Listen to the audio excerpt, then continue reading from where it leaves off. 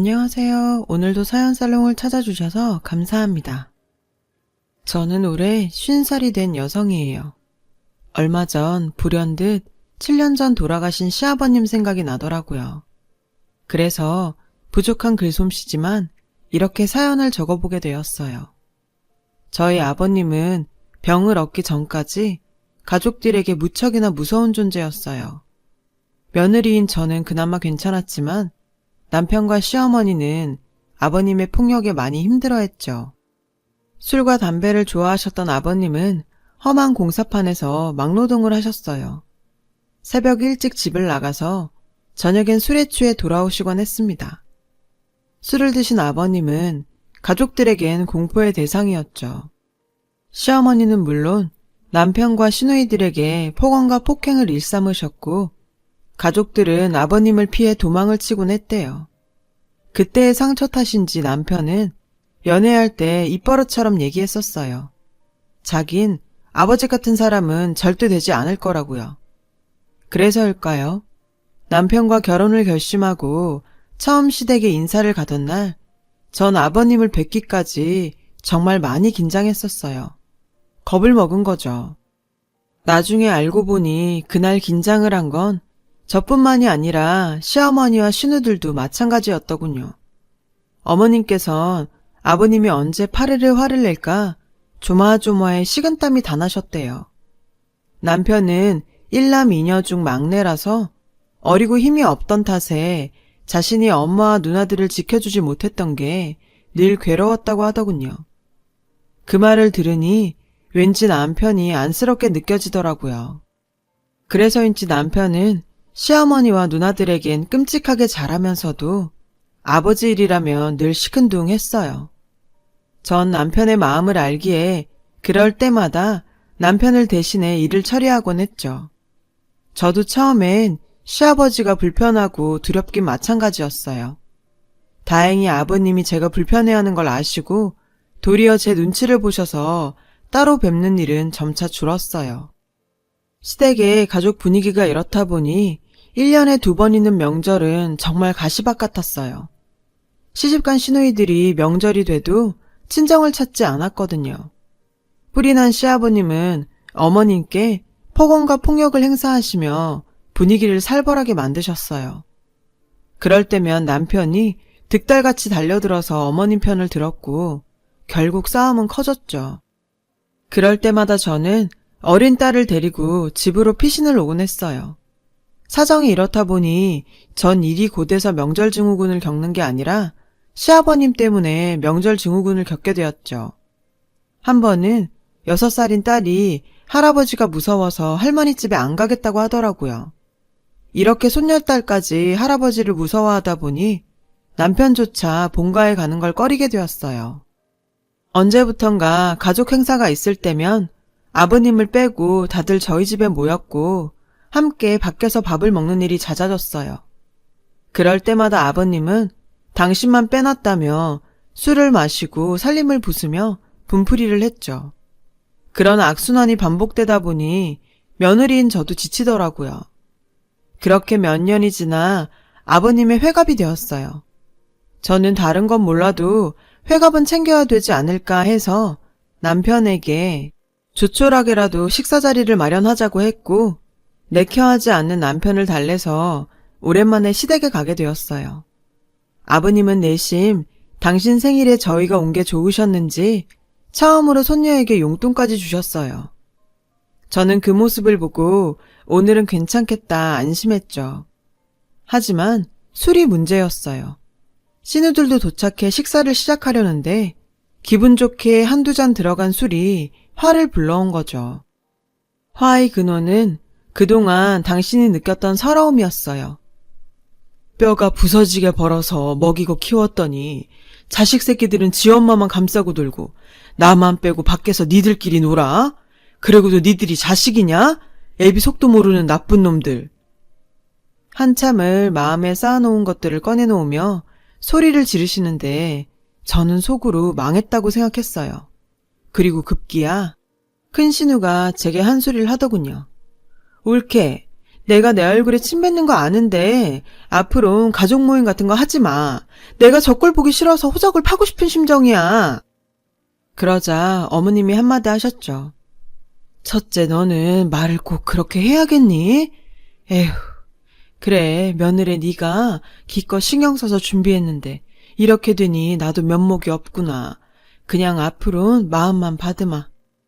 내가 이럴 줄 알고 애들 아빠랑 애들은 두고 왔잖아. 설마 했는데 사람 고쳐 쓰는 거 아니라고. 저 인간은 죽을 때까지 저거 못 고쳐. 작은 시누이까지 이렇게 나오니 솔직히 억울하더라고요.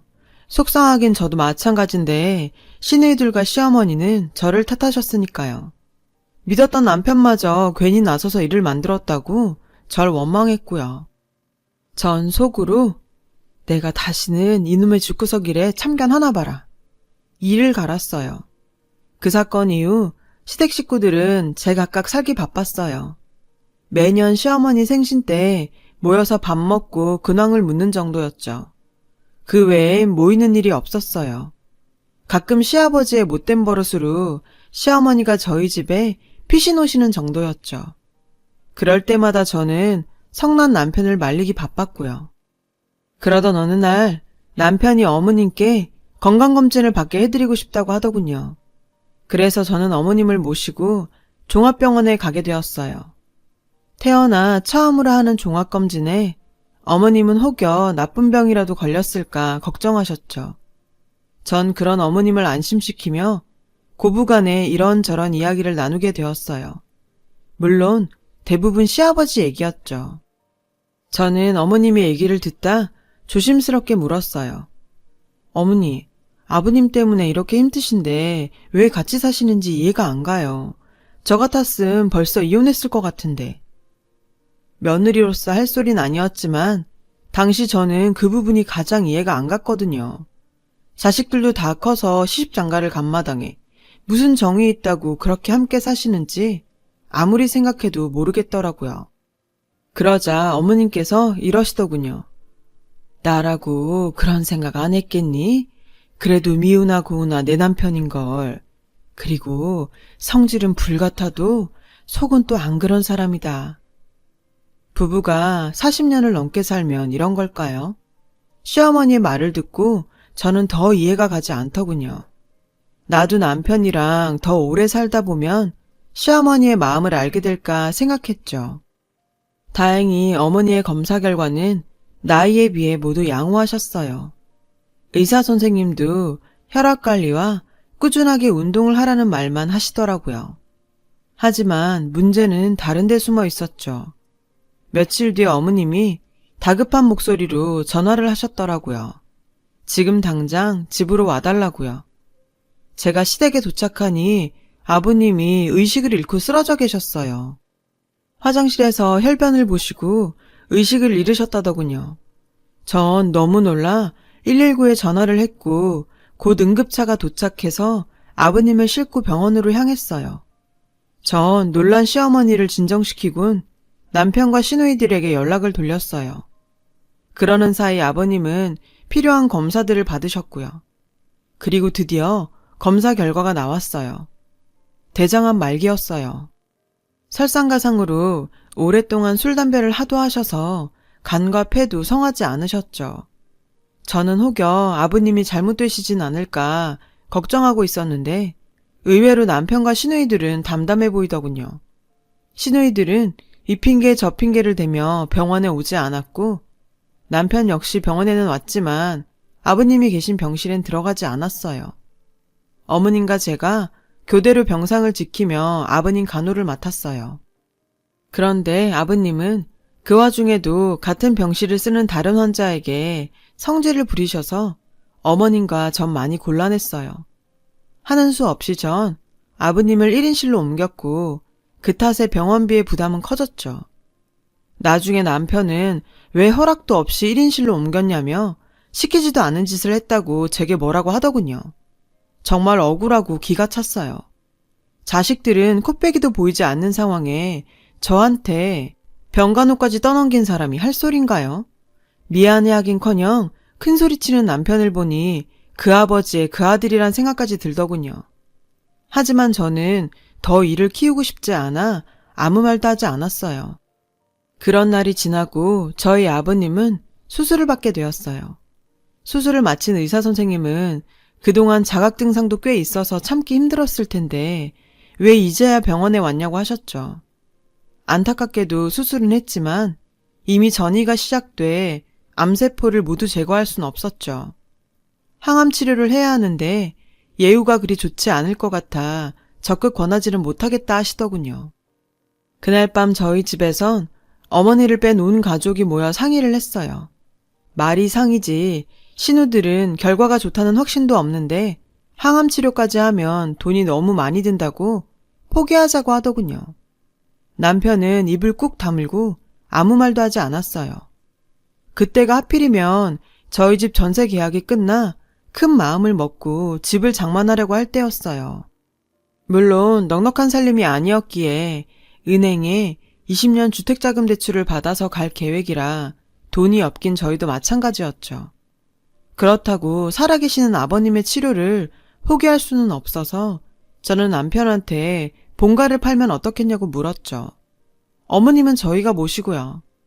집 한 돈이면 병원비는 해결할 수 있지 않겠냐고요. 뾰족한 수가 없기에 일단 저희끼리는 그렇게 결론을 내렸어요. 이후 어머님께 이 얘기를 전했고 어머님은 알겠다고 하시더군요. 다만 저희한테 부담 주긴 싫으니 당신은 작은 방 하나만 얻어 살겠다고 하셨죠. 저는 괜찮다고 말했지만 남편은 그렇게 해야 어머님이 편하시다면 그러자고 하더군요. 그리고 얼마 뒤 아버님은 항암 치료에 들어갔어요. 정정하셨던 양반이 항암 치료가 시작되니 하루가 다르게 살이 빠지고 진정제 없이는 1분 1초도 버티기 힘들어 하셨죠. 차라리 자기를 죽여달라고 하시는데 옆에서 지켜보는 저도 너무 힘들었어요. 그러니 어머님은 어떠셨겠어요. 나중엔 아버님 보는 게 너무 힘드시다고 하시더라고요. 그래서 그때부터 거의 저 혼자 병원을 드나들며 아버님 병상을 지켰어요. 그렇게 어렵게 항암 치료가 끝이 났어요. 다행히 아버님의 상태는 조금 차도를 보이는 듯 했고요. 그런데 문제는 시댁 식구들이 여전히 아버님을 만나는 걸 꺼려한다는 거였죠. 그 무렵 남편은 회사 일로 바빴고 시누이들은 각자 집안의 사정을 핑계로 병원을 찾지 않았죠. 믿었던 어머님도 어떤 이유인지 당신 남편을 먼 발치에서만 볼 뿐 다가가지 않으려 했어요. 이러니 긴 병간호에 저만 죽어나갔죠. 긴 병엔 효자 없다고 저도 저대로 힘들고 스트레스가 쌓여 남편과 시댁 식구들한테 불만이 쌓여갔어요. 한창 엄마 손이 필요한 딸에게 미안했고 디스크 수술을 받게 된 친정엄마한테도 죄송했어요. 적어도 수술 당일엔 제가 가봤어야 했지만 아버님 병실을 비울 수가 없어 그러지 못했거든요. 나이든 친정아버지가 많이 힘드셨을 거예요. 그 일을 계기로 저도 저 나름의 속상함과 불만이 터져 나와서 퇴근이 늦어 못 온다는 남편한테 병원으로 오라고 소리쳤고 마지못해 병원으로 달려온 남편 앞에서 저는 참았던 분노를 터뜨렸어요.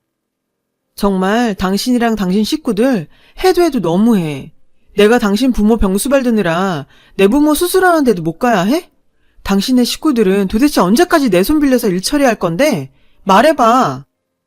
전 감정이 격해져서 눈물이 터져 나왔고 하필 그 순간 잠에서 깬 아버님은 그런 제 모습을 모두 보고 말았어요. 아버님은 물끄러미 절 바라보시기만 할 뿐 아무 말도 하지 않으셨죠. 그날 이후 아버님은 깨어있는 시간보다 잠들어 있는 시간이 더 많아지셨어요. 의사 선생님은 그간 수술과 항암 치료로 체력이 떨어진 데다 살고자 하는 의지가 사라져서 그런 걸지 모른다고 하시더군요. 저는 모든 게 저 때문인 것 같아 죄책감을 지을 수가 없었어요. 그래서 그 뒤로 매일 사죄하는 마음으로 아버님의 곁을 지키며 주무시는 아버님께 제 마음을 솔직하게 전하곤 했어요. 아버님, 내일은 입춘이에요. 아버님이 병원에 오신 지도 이제 1년이 넘어가네요. 솔직히 이렇게 오래 아버님 병간호를 하게 될 줄은 몰랐어요. 한다고 하지만 사실 전 그렇게 좋은 며느리도 아니고 저도 민주 아빠 따라 아버님 원망 많이 했던 것 같아요. 제 얘기가 이어지는데도 아버님은 눈을 감고 계셨고 그 때문인지 저는 안심하고 제 속내를 아버님께 털어놓을 수 있었죠. 아버님, 오늘 날씨가 얼마나 좋은지 모르시죠? 혹시 깨셨는데 눈 안 뜨시고 계신 거 아니세요? 그러면 저도 민주 아빠 따라 아버님 미워할 거예요. 정말 그러기만 하세요. 저 그럼 아버님 며느리 안 할 거예요. 그날 제가 남편한테 소리친 거 들으시고 마음 상해 이러시는 거면 정말 죄송해요. 그래도 아버님, 제발 노여움 푸시고 눈 좀 떠주세요. 네? 그날 밤도 저는 집에 가기 전 아버님 병상을 지키며 속마음을 털어놓았어요. 그러다 무심코 고개를 올려보니 글쎄 아버님이 절 물끄러미 보고 계시지 뭐예요. 전 너무 놀라 벌떡 일어났어요. 아버님, 일어나셨어요? 도대체 며칠 만에 깨신 건지 아세요? 제가 놀라서 횡설수설하자 아버님은 저에게 가까이 오라는 듯 손짓하셨고 저는 하실 말씀이 있으신가 해서 귀를 가져갔어요. 그랬더니 뭘 하시는지 아세요? 네가 너무 시끄럽게 해서 도저히 잠을 잘 수가 없다. 글쎄 이러시더라고요. 근데 이 말을 듣고 얼마나 안심이 되던지 한편으론 쥐구멍이라도 숨고 싶었지만요. 그 후 아버님은 무슨 이유인지는 가르쳐 주시지 않고 당신이 깬 걸 가족들에겐 말하지 말라고 신신당부를 하셨어요. 그리고는 저에게 저만 알고 있으라며 이야기를 시작하셨죠. 저는 그 이야기를 듣고는 아버님이 깨신 것보다 더 큰 충격에 휩싸였어요. 지금부터 하는 얘기는 그저 내 마음의 그릇이 그 정도라 덜고 싶어 하는 말이니 너만 알고 있었으면 좋겠다. 그렇게 시작된 아버님의 이야기는 대략 이랬어요. 중매로 만난 아버님과 어머님은 만난 지 3개월 만에 혼인신고를 하고 같이 사셨대요. 어려운 형편이라 지하 방 한 칸을 얻어 신혼을 시작했는데 어느 날 한 남자가 아버님을 찾아와 자기가 당신 부인의 남편이라는 황당한 소리를 하더라지 뭐예요. 그 말에 아버님은 그 사람을 집 밖으로 내쫓으셨죠. 하지만 의심스러운 마음은 지울 수 없었고 결국 어머님의 과거를 캐고 다니셨대요. 그러다 어머님이 그때 왔던 남자와 3년이나 사실혼 관계로 살았다는 걸 알게 되신 거죠. 아이도 있었는데 아이는 태어날 때부터 몸이 약해서 결국 태어난 지 50일도 안 돼 세상을 떠났대요. 남자 집에서는 어머님을 며느리로 인정하지 않았고 어머님은 그대로 맨몸으로 쫓겨나면서 저희 아버님을 만나 결혼을 하게 되신 거죠. 아버님은 모든 사실을 알고 나니까 어머님한테 배신감이 들어 더는 같이 못 살겠다고 생각하셨대요. 하지만 하필 그때 첫째 신우가 생겼고 아버님은 어머님한테 그간의 일을 다 얘기하신 거죠. 어머님은 용서를 빌며 평생 아버님 뜻에 따라 살 테니 내치지만 말아달라고 애원하셨다더군요. 그때 희순이만 아니면 난 이 시애미랑 헤어졌을 거다. 근데 또 자식 키우며 살부대 끼고 사니까 지난 일은 잊고 사라지더라. 그래, 이것도 운명이구나 하고 살려고 했는데 문제는 그 다음부터 네 시애미가 날 무서워하지 뭐냐. 나만 보면 지레 놀라서 토끼 눈을 하는데 그럴 때마다 이상하게 속에서 부하같이 밀어 손찌검을 하곤 했지. 애들은 그런 나를 지 엄마를 괴롭히는 파렴치한처럼 봤고 그걸 보고는 가만히 있을 수가 있겠니? 애들한테 손찌검까지 하게 됐지. 그 말씀을 하시는데 아버님 눈가가 촉촉히 젖어 있었어요. 그래서 저는 용기를 내서 제 생각을 말했죠. 지금이라도 가족들한테 아버님 마음을 얘기하세요. 저도 그랬고 모두 아버님을 오해하고 있잖아요. 그러자 아버님은 고개를 저으셨어요. 그럼 애들이 지 엄마 과거를 알게 될 거 아니냐. 그건 또 내가 집사람한테 못할 짓이고 미안하지만 너만 알고 있는 게 좋겠다. 내가 무덤까지 가지고 가려고 맹세한 일인데 이렇게 코앞에 죽음이 다가오니 억울한 생각이 들어서 주책 없이 너한테 집만 주었구나. 미안하다 아가. 모든 얘기를 듣고 보니 조금은 아버님이 이해가 갔어요. 그렇다고 아버님 폭력을 옹호하는 건 아니에요. 심정적으로 연민을 느낀다는 거죠.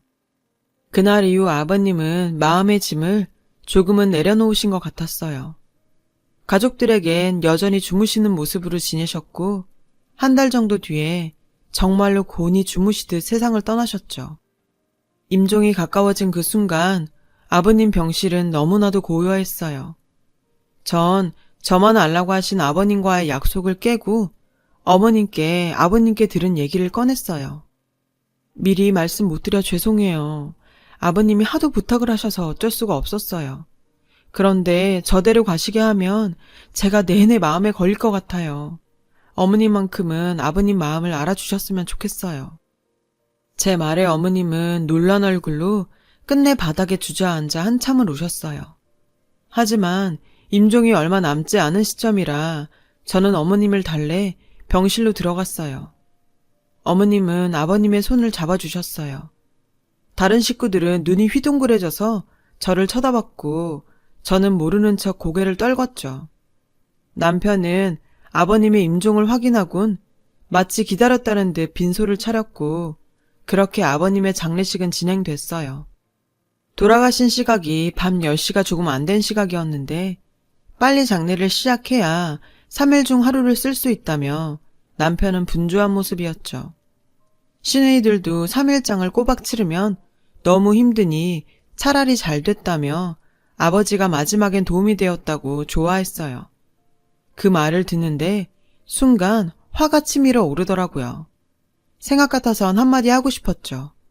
그런데 그 순간 니들은 아버지가 세상을 뜨셨는데 이게 무슨 경우니? 비록 너희한테 몹쓸 짓한 아버지지만 그래도 이러면 안 되는 거 아니냐? 니들은 나 죽을 때도 이럴 거니? 어머님은 입술을 파르르 떨며 남편과 시누이들을 혼내셨어요. 결혼하고 처음 보는 어머님 모습이었죠. 발인을 앞둔 마지막 밤 어머님은 아버님 영정사진을 보며 이런 말씀을 하셨어요. 속 좁은 사람이 그거 말하고 싶어서 어떻게 참았어요. 차라리 그때 당신과 헤어졌다면 당신이 자식한테 미움도 안 받고 동네 사람한테 손가락질도 안 받았을 텐데 미안해요. 저는 따뜻한 차를 한 잔 타서 어머님께 다가갔어요. 그리고 어머님 손을 잡아드렸죠. 고맙다. 네가 아니었으면 나도 내가 무슨 짓을 했는지 잊고 살 뻔했구나. 아니에요. 아버님이 비밀로 하라고 하셨는데 약속도 못 지킨걸요. 저 나중에 아버님께 혼날지도 몰라요. 그 말에 어머님은 빙그레 웃으시더니 제 손을 꼭 잡아주셨어요. 그날 네 덕에 참 오랜만에 네 시아버지 손을 잡아봤다. 그리고 생각이 났어. 네 시아버지의 손이 따뜻했다는 걸. 이럴 줄 알았으면 진작에 좀 많이 잡아볼 걸 그랬구나. 어머님은 소리 죽여 한참을 우셨어요. 그때였죠. 구석에서 술을 마시고 있던 남편이 술에 잔뜩 취해선 뭐가 불만인지 울고 계신 어머님을 보고 뭐라고 하는 게 아니겠어요? 엄마는 속도 좋아. 그렇게 당하고도 눈물이 나? 나는 아주 기분이 좋아. 우리 가족 괴롭히던 사람이 없으니까 속이 다 후련해. 근데 엄마는 왜 계속 그렇게 슬픈 사람처럼 있어? 엄마가 그러고 있으니까 내가 이상한 사람 같잖아. 말은 그렇게 했지만 남편도 속이 상해 그런다는 걸 전 알 수 있었어요. 표현이 서툰 건 아버님을 꼭 닮았죠. 그런데 그 순간 어머님이 벌떡 일어나 남편의 뺨을 치셨어요. 그 모습에 깜짝 놀란 시누이들이 달려와 어머님을 말렸어요. 엄마 미쳤어? 이게 무슨 짓이야? 엄마도 속으론 좋잖아. 맨날 들들 볶이고 물건 부수는 남편 없으니까. 엄마가 제일 좋아해야 맞는 거잖아. 딸들의 철없는 말에 어머님은 더는 안 되겠다 싶으셨는지 비밀에 붙였던 당신의 과거를 직접 이야기하셨어요. 남편과 시누이들은 믿을 수 없다며 인정하지 않았고 남편은 놀라지 않는 절 보며 원망하듯 쳐다봤어요. 그렇게 발인을 하는 날이 밝았어요. 저는 남편에게만은 아버님과 나누었던 얘기를 해야 할 것 같아서 발인하러 가기 전 조용히 이야기를 전해주었어요. 남편은 묘지로 가는 내내 오열했어요. 시누이들도 훌쩍훌쩍 울기 시작했고 아버님 가시는 마지막 길은 눈물바다가 되었어요. 평생 자식들에게 미움만 받던 아버님은 그렇게 가족들과 화해를 하고 영면에 드셨습니다. 지금도 저는 가끔 아버님과 얘기를 나누었던 그날 밤을 떠올려요.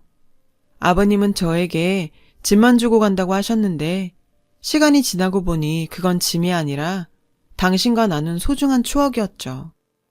다음 달이면 저희 아버님 7주기예요. 저는 형식 같은 건 잘 모르는 며느리라 그저 살아생전에 좋아하셨던 것들을 준비하는데 그 중에서 가장 중요하게 생각하는 건 온 가족이 다 모이는 거예요. 살아계실 때 당신만 소외되었다고 서러워하셨던 아버님 마음을 이날은 꼭 달래드리고 싶거든요. 가족들도 이런 제 마음을 알고 늘 누가 먼저랄 것도 없이 찾아오고 있고요. 아버님은 저희에게 가족이라는 정말 커다란 선물을 주고 가셨습니다. 모든 헤어짐은 어떤 형태로든 미련이 남는 것 같아요. 나쁜 기억은 깎이고 좋았던 기억은 시간이 지날수록 견고해지니 결국 남는 건 추억이더라고요. 여러분들은 부디 후회가 남지 않도록 가족들과 많은 대화를 나누시길 바래요. 지금까지 제 사연을, 아니, 저희 시아버님 사연을 들어주셔서 감사합니다. 여러분, 사연 댓글에 응원과 현명한 조언 부탁드려요. 좋아요와 구독은 저에게 큰 힘이 됩니다. 오늘도 좋은 일 가득하세요.